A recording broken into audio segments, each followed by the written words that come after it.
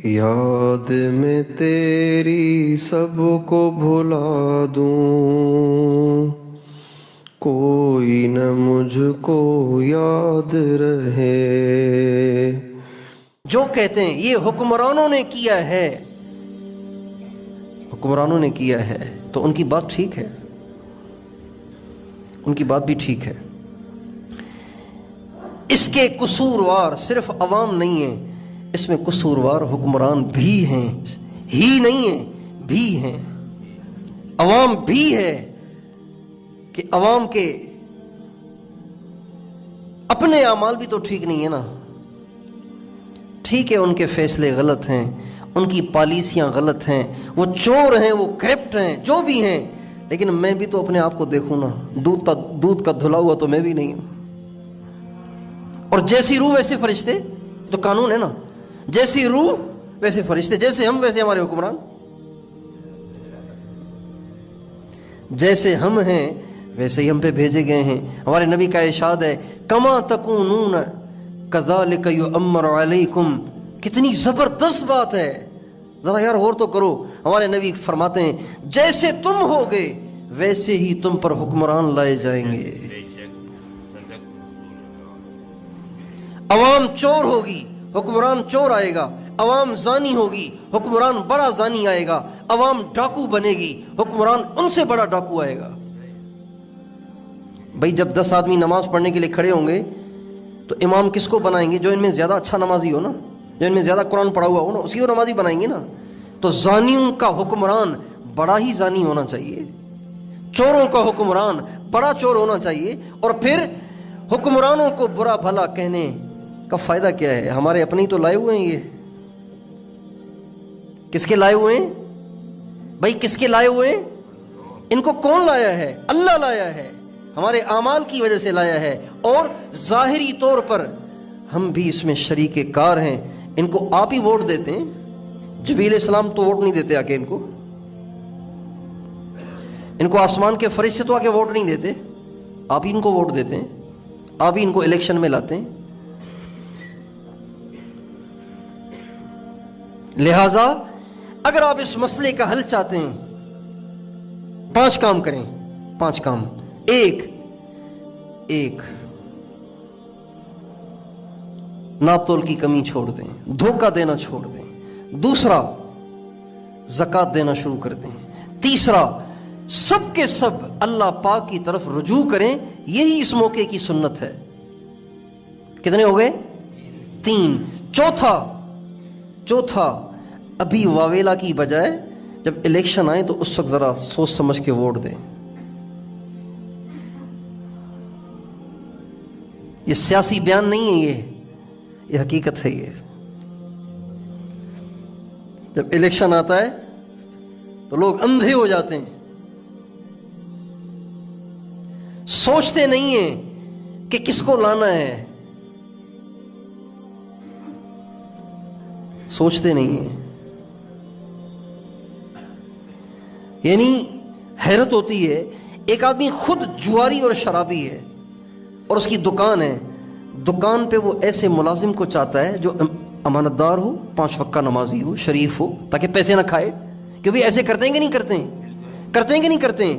اگرچہ خود اس کے اعمال ایسے ہی ہیں، خود تو ہیرونچی بھی ہے، شرابی بھی ہے، نشئی بھی ہے، زانی بھی ہے اور چور بھی ہے، لیکن ملازم وہ رکھے گا جو امانت دار ہو، اس لیے کہ پیچھے دکان کا مسئلہ ہے۔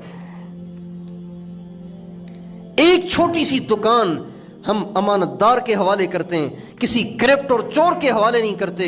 اتنا بڑا ملک جو اللہ نے ہمیں لاکھوں کی قربانیوں کے بعد دیا ہے، وہ ہم ایسی اندھا دھند جا کے ووٹ ڈال کے آ جاتے ہیں، سوچتے نہیں ہیں کیا کر رہے ہیں۔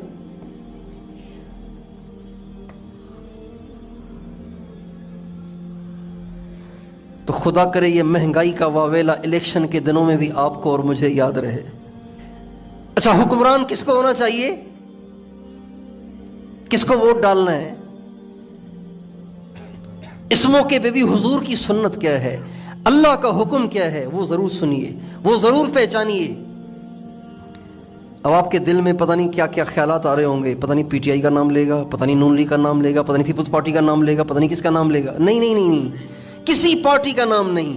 میں آپ کو ایک معیار عرض کروں گا، قرآن اور حدیث کا، اللہ اور اس کے نبی کا بتایا ہوا معیار اور کسوٹی عرض کروں گا. اب اس کسوٹی کو سامنے رکھیں، جہاں فٹ رہے ووٹ ڈال دو، جہاں فٹ رہے ووٹ ڈال دو.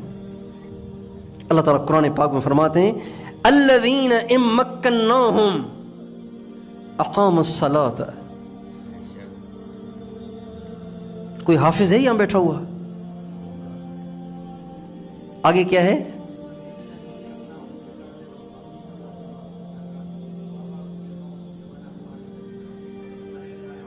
اللہ اکبر.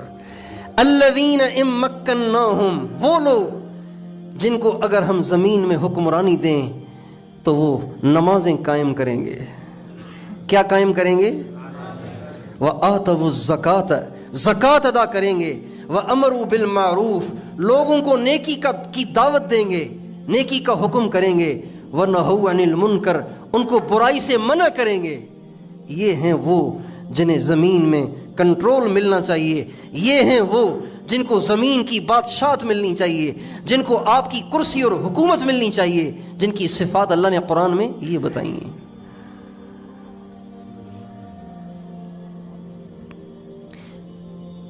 بات واضح ہو رہی ہے؟ کس کو ووٹ ڈالنا ہے؟ قرآن سے یہ بات واضح ہو گئی.